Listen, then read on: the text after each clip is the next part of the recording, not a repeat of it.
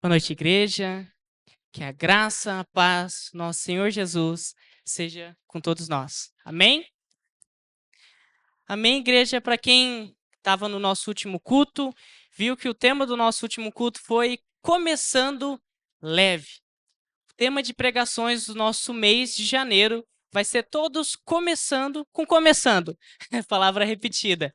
Porque a gente está nesse início de ano, então se no nosso primeiro domingo do ano a gente ouviu sobre começar leve. Hoje, para quem viu no grupo da comunidade, viu que o tema da pregação é começando sabiamente, começando de uma forma sábia. Mas eu pergunto, no mundo de hoje, que é o mundo dos saberes, que todo mundo se acha muito entendido e fala sobre absolutamente tudo. Hoje, no nosso mundo, é muito difícil você não ter uma opinião sobre alguma coisa. Tudo a gente tem que saber, pelo menos um pouquinho. Tudo a gente tem que escolher um lado. No mundo que todo mundo tem um conceito de sabedoria, todo mundo fala alguma coisa sobre sabedoria. Cada filósofo tem o que acredita ser a sabedoria. Mas de todas essas sabedorias que pode existir nesse mundo, uma coisa tem em comum. Todas são sabedorias humanas. Mas, como a gente ouviu aqui durante o louvor, como a Raquel ministrou, o ser humano, ele é falho. Ele falha, ele é pequeno, ele não se compara ao tamanho de Deus, da mesma forma que a nossa sabedoria não se compara à sabedoria de Deus. E é isso que a gente vai ouvindo nesse culto de hoje. Quero convidar então a igreja a abrirem suas Bíblias no livro de 1 Coríntios 1, do 18 ao 25. Carta Paulina aos Coríntios, 1 Coríntios 1, 18.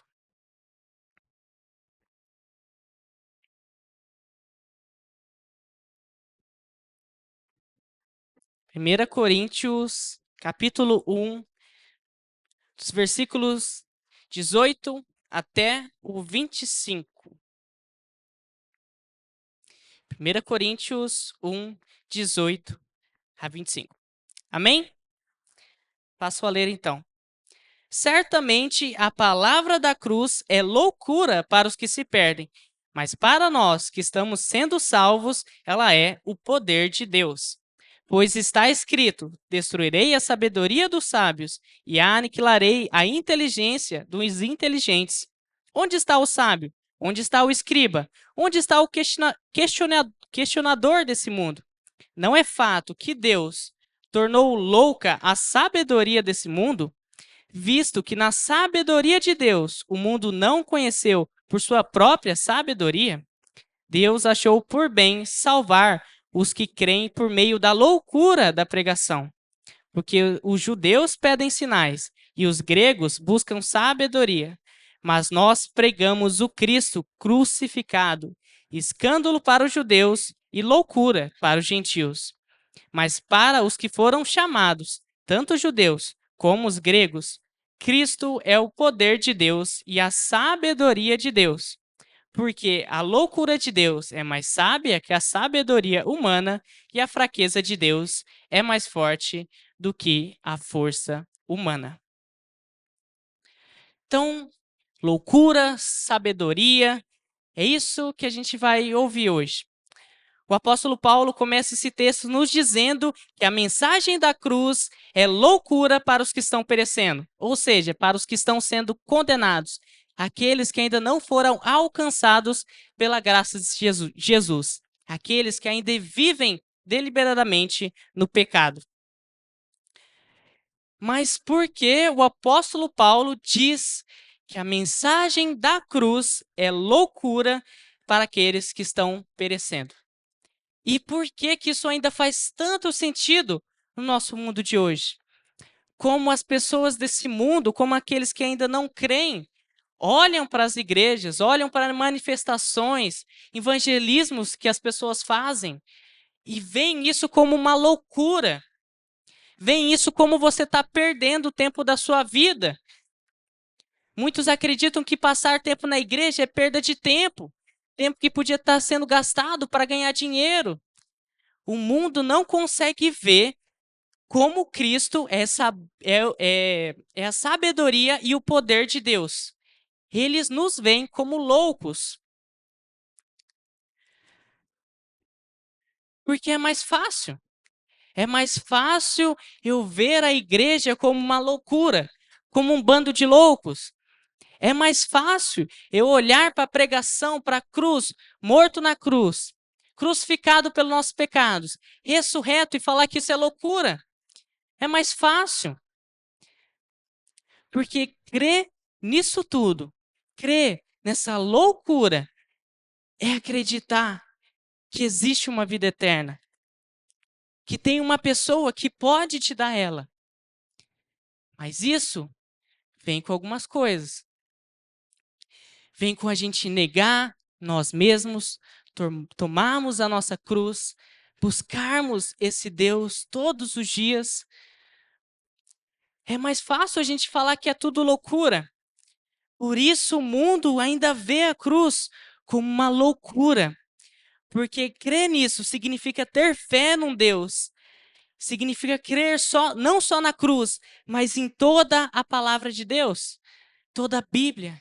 É a gente crer e viver isso.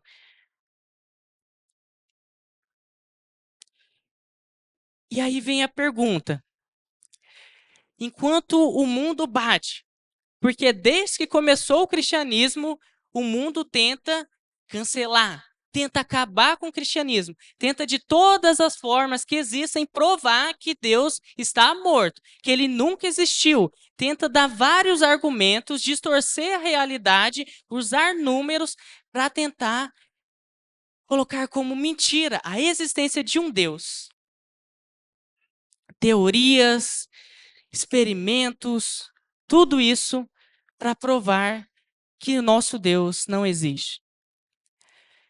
E em contraste, vem a igreja, vem aqueles que creem, que tentam provar a veracidade de Cristo, que ele veio, que Deus o enviou e ele morreu pelos nossos pecados. E tem uma frase de um pastor que eu gosto muito que ele fala assim, que enquanto o mundo luta todos os dias, se esforça, estuda a própria Bíblia para tentar provar que Deus não existe, para destruir a igreja, nós cristãos, estamos brincando de ser crente. Tem ateu que estuda mais da Bíblia, conhece mais da Bíblia do que um cristão. Como isso pode fazer sentido? Isso sim é loucura. Como o mundo se esforça para provar que isso é loucura e a gente tem se esforçado tão pouco para falar não é. Loucura é você não acreditar. Olha o universo que a gente vive. Um universo que nada é simples. Uma molécula de água é muito complicada. Esse universo lindo e bonito que Deus criou para a gente. Como falar que tudo isso veio do nada? Como não acreditar que teve um pintor que pintou cada parte desse mundo? Como crer que gerações e gerações de cristãos morreram por uma mentira? Os discípulos, todos foram mortos. Praticamente todos foram mortos por pregar o evangelho. Morreram por uma mentira? Quantos mártires não teve? No versículo seguinte, o apóstolo Paulo traz uma citação do livro do profeta Isaías, especificamente Isaías 29:14. E o que estava acontecendo nessa parte do livro de Isaías? Isaías foi chamado por Deus, estava representando a Deus, Deus o chamou para repreender aquele povo, né? Os israelitas que estavam mais uma vez vivendo no pecado, estavam mais uma vez se voltando à idolatria. Daí quando fala assim, pois está escrito, destruirei a sabedoria dos sábios e aniquilarei a inteligência dos inteligentes, era o profeta Isaías repreendendo aquele povo. E a gente sabe que um profeta é aquele que é chamado por Deus para convencer um povo a se voltar para Deus. E foi isso que o profeta Isaías estava fazendo. Ele estava avisando o povo que eles tinham que se voltar para Deus, senão Deus os castigaria. O que realmente aconteceu? Tempo depois, aquele reino foi tomado pelos babilônicos. Mas aquele povo, assim como cada um de nós, se acha muito esperto, se acha muito sabido, muito entendido de tudo, né? Principalmente nós que somos mais jovens, temos ainda mais essa característica de querer saber de tudo e falar que a gente sabe de tudo. Ora, mas se a gente ouviu, já aqui no começo do culto, que a gente nem se compara à sabedoria de Deus, como a gente pode se achar tão entendido assim? Aquele povo se achava assim. Então, Paulo usa essa passagem de Isaías em sua carta para os Coríntios, para que possamos ver como as pessoas se acham inteligentes, sábias e suficientes. Eu me acho suficiente. Eu me acho bom o bastante. E quem não acha, aí já não é problema meu. Não é assim que a gente pensa muitas vezes? A gente confia mais no nosso poder, na nossa força humana, na nossa própria sabedoria humana, do que em Deus. E sabe o que acontece? A gente se torna um tolo por confiar em força e coisas que são humanas. A gente muitas vezes se acha capaz de ganhar até a nossa própria salvação. A gente tenta ganhar sozinho. A gente não lê a Bíblia. A gente já acha que a gente entende bastante. Já sei o suficiente. A gente não vai a um PG, a gente acha que a gente já participou, eu já sei o que é um PG, não preciso, já sou muito entendido. A gente não faz um devocional em casa. A gente não ora. Nós confiamos em nosso próprio saber humano, que são fracos e passageiros. A nossa força é fraca e a nossa sabedoria é passageira. Ela vai assim, ó. Mas ao contrário, tem uma sabedoria que é eterna e um poder que é muito mais forte que o nosso. O poder e a sabedoria de Deus. É isso que o apóstolo Paulo está tentando explicar para os coríntios. Os coríntios, as pessoas da cidade de Corinto, se achavam super sabidas e entendidas, porque estudavam os filósofos e pensavam o mundo e achavam que eles sabiam de tudo. E eles achavam incrível alguém que sabia falar bonito, que falava assim, por que que tal coisa é assim? Saberes, sabedorias humanas, falhas, fracas. Onde está o sábio? Onde está o escriba? Onde está o questionador desse mundo? E aqui Paulo nos mostra, mais uma vez, como as inteligências e sabedorias desse mundo são fracas, são falhas, perguntando onde está o sábio. O que é que seria o sábio? Provavelmente esse sábio, Paulo colocou para se referir aos filósofos que pensavam o mundo, que buscavam responder às dúvidas das pessoas antes da ciência. Esses eram os filósofos, aqueles que o povo adorava, que todo mundo parava e ia às praças da Grécia para ouvir esses filósofos, ouvir a sabedoria enorme deles.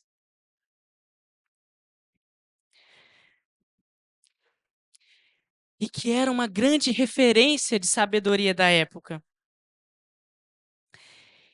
Onde está o escriba? O escriba seria como o filósofo, só que para os judeus, Era uma grande referência de alguém sábio, de alguém conhecedor da lei de Moisés, que sabia ela inteira, um praticante da lei, que conhecia as escrituras do Antigo Testamento. Era o sinal de sabedoria para os gentios. Se eles pensassem em alguém inteligente, alguém sábio, que conhece das coisas, eles perguntariam para o gentio, para o escriba.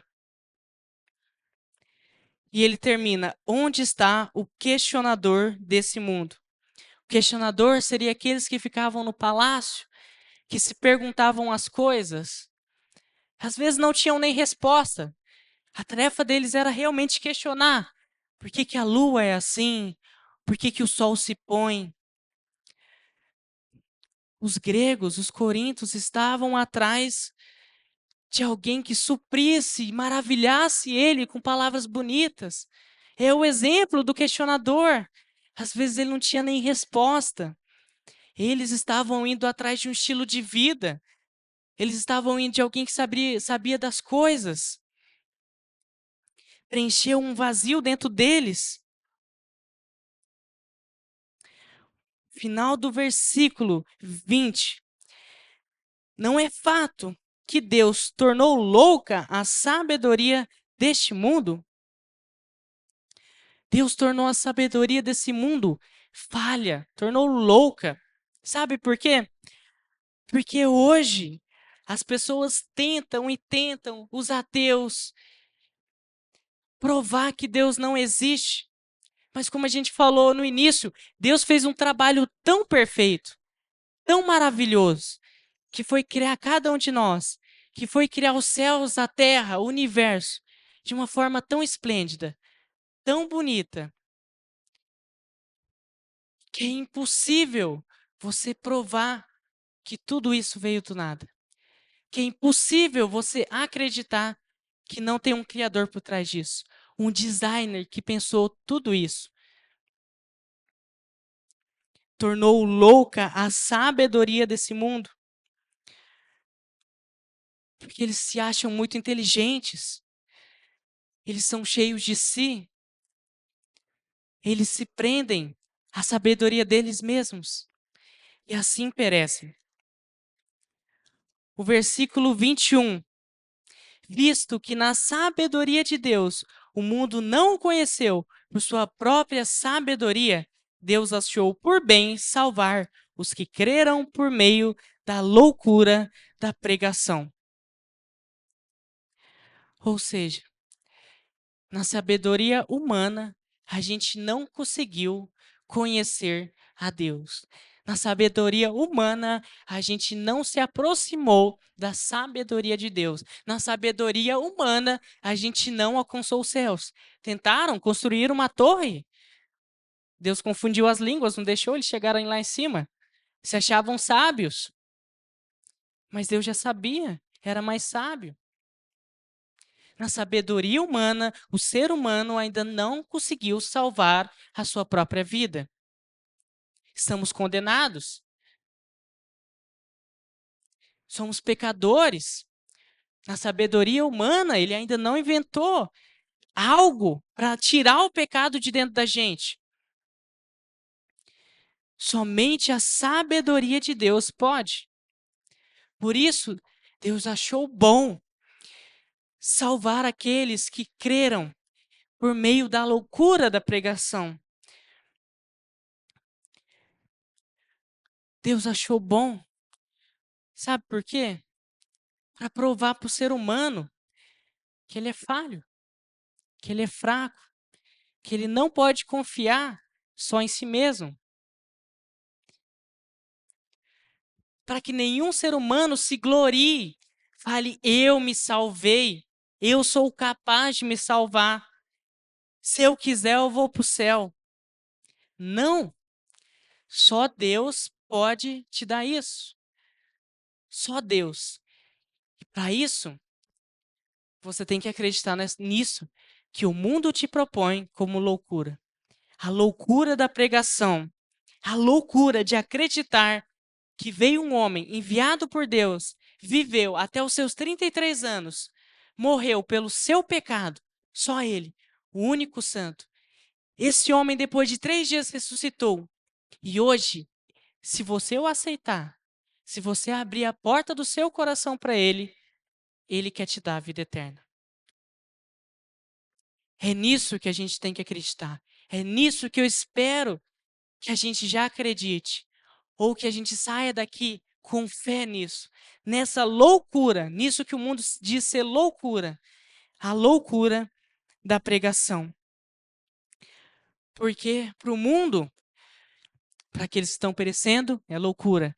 Mas para nós, que somos salvos, que estamos sendo salvos, é poder e sabedoria de Deus.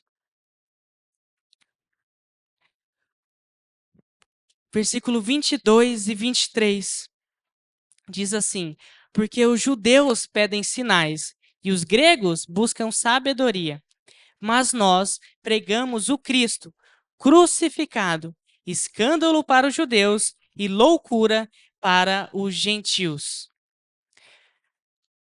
Os judeus pedem sinais milagrosos. Os gregos procuram por sabedoria. E nós? O que nós, humanos, o que nós, membros, visitantes da igreja, comunidade evangélica luterana de Três Lagoas, temos buscado de Deus? Será que temos vindo aos cultos, aos PGs, o grupo de oração, buscando somente experiências?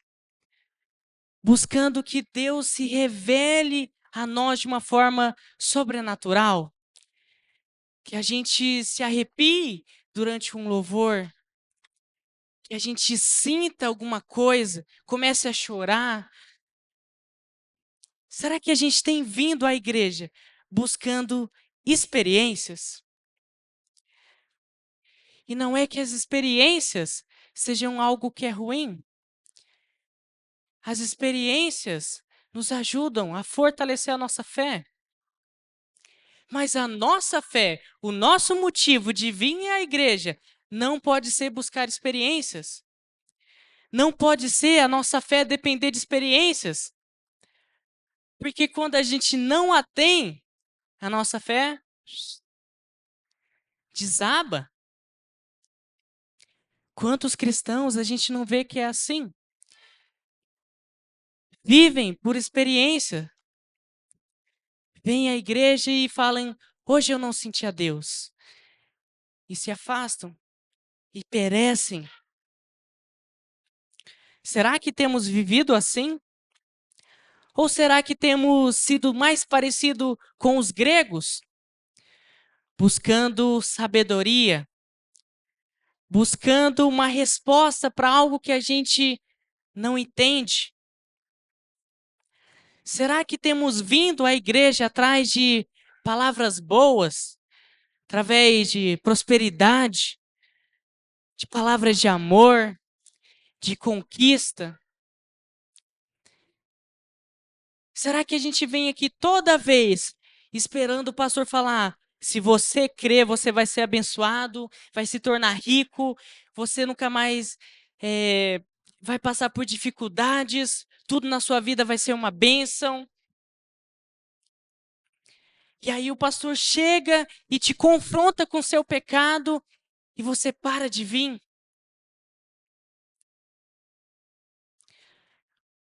O que nós temos buscado? Será que nós temos buscado ser como os mestres da lei, do Antigo e do Novo Testamento, que buscam a igreja, a Deus, buscando ser apenas religiosos, que vão ao templo domingo após domingo, porque se tornou um hobby, porque se tornou uma rotina, porque simplesmente todo domingo eu vou para o culto, mas quando eu estou em casa, eu não abro a Bíblia, eu não oro, eu não jejuo, eu não faço nada. Mas todo dia, no meu WhatsApp, no meu Instagram, eu posto lá um versículo, posto lá um videozinho que fala sobre Deus. Irmãos, cuidado para que a gente não caia na religiosidade. Para que isso não se torne apenas uma rotina. ter uma vida com Deus, acreditar na loucura da pregação, não é viver apenas de religião. É um relacionamento. Mas nós pregamos o Cristo crucificado. Escândalo para os judeus, loucura para os gentios. A gente ouve isso e é pesado, né? Nossa, os judeus então achavam um escândalo Cristo. Sim, eles não acreditavam que alguém poderia ressuscitar. Os gregos achavam loucura alguém voltar à vida. E a gente olha e fala assim: nossa, ainda bem que eu não sou assim. Né? A gente olha e fala: meu Deus, mas qual que é pior? Olhar para a cruz de Cristo, para Cristo crucificado, como um escândalo, como uma loucura, ou como muitos cristãos olham para a cruz hoje, como se não fosse nada. Como se a cruz fosse apenas um pingente que eu coloco no meu pescoço, uma tatuagem que eu coloco no meu braço ou um pingente na minha orelha. Mas de verdade, quando a gente pensa na cruz, a gente não sente nada. Quando a gente peca, a gente não sente nada. A gente não se arrepende. A gente não liga mais para o pecado. Muitos cristãos veem a cruz como se não fosse nada. Uma graça barata. Fala assim: Deus me perdoa. Como se isso tivesse sido muito simples. Como se Jesus não tivesse sofrido para te dar esse perdão. Não pensam na cruz de Cristo todos os dias. Não oram agradecendo pela sua salvação. Não foi simples. Foi um dia de tortura, de morte. 3 dias morto. Para você não tratar como nada. Para você pecar, pedir perdão. E tudo bem assim, nossa, tão facilmente e não tem nem o peso. E passa 5 minutos e você está pecando de novo. A mesma coisa. E não dói nada em você. É fato que a dor é só de Cristo. Mas será que não há um arrependimento? Um sofrimento por imaginar a dor daquele que nos salvou, que nos ama, que nos dá a vida eterna? Pensa consigo mesmo. O que Cristo crucificado significa para você? O que tem significado? Pensa com você nessa semana. Quantas vezes você pensou em Jesus? Ou agradeceu porque você estava vivo? Ou agradeceu porque quando você morrer, se você crê nele, se você se arrepender dos seus pecados, você vai acordar no reino dos céus? Quantas vezes? A gente prega, a gente olha para Cristo com tanto amor, fala que a gente ama Ele. Será? O que a cruz significa para a gente? Versos 24 e 25.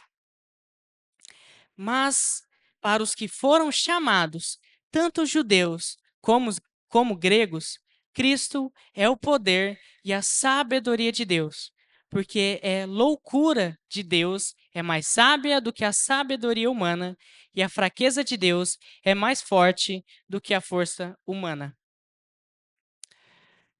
Então, igreja, o que Deus quer da gente hoje?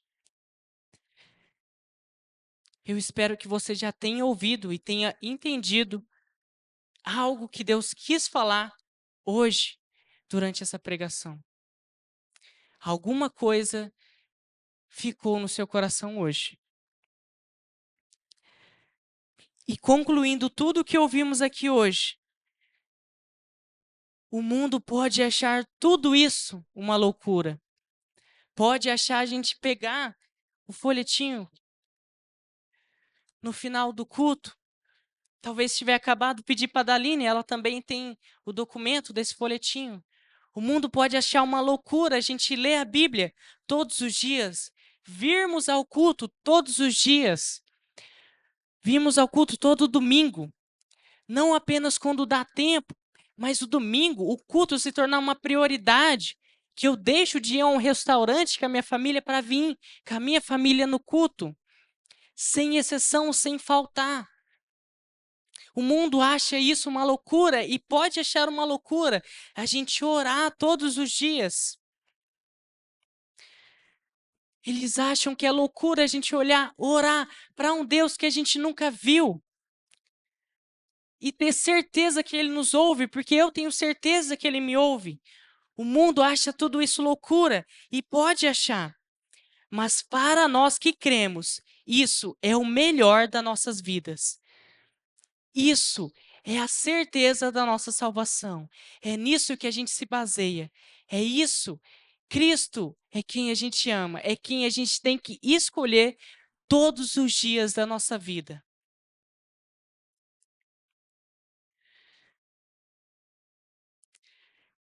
E para que a gente comece esse ano de 2026 buscando ser mais sábio, buscando a sabedoria,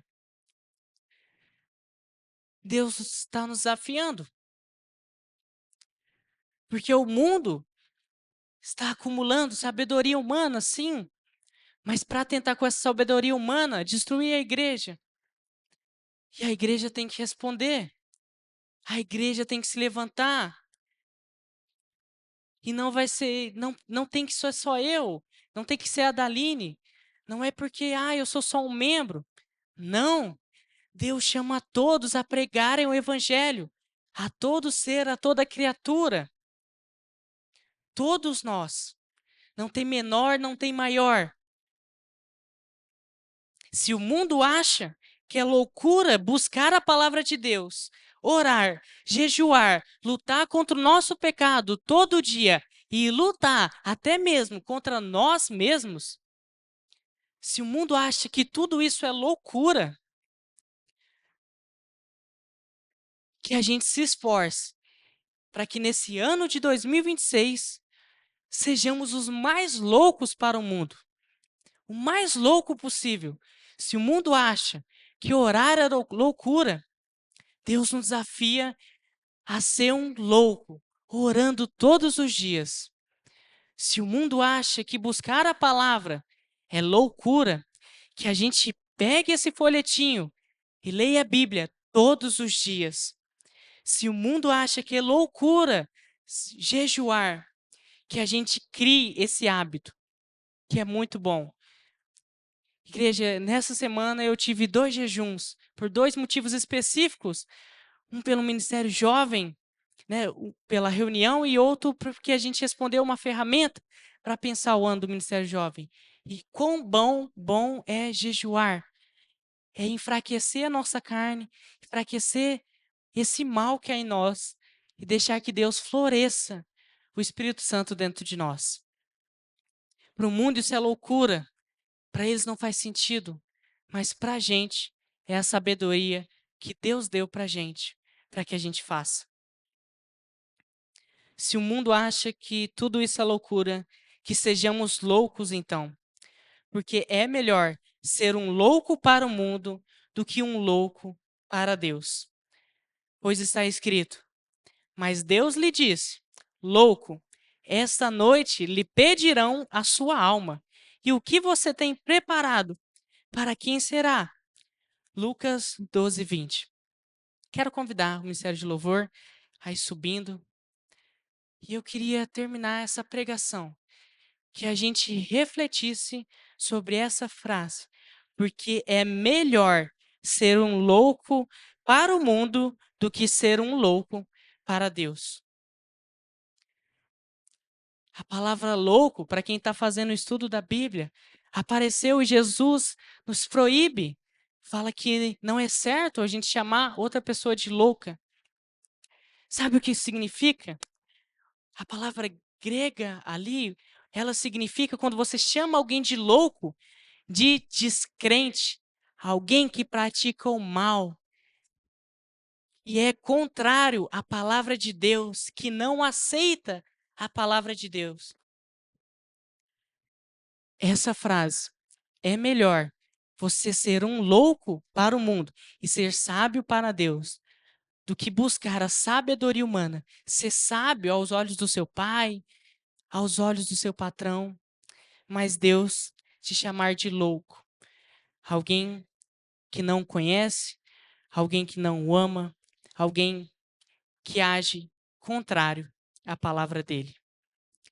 Que nesse momento, se alguma coisa da palavra fez sentido ao seu coração, entregue isso para Deus.